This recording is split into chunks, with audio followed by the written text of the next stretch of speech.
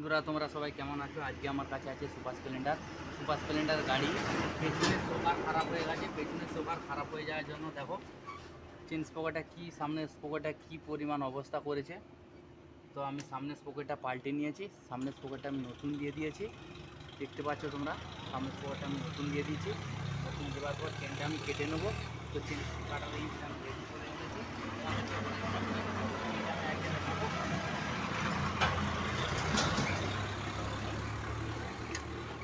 Chain দেখো কেটে নিয়েছি। এরকমভাবে তোমরা ইজিলি চেন কেটে নিতে পারবে।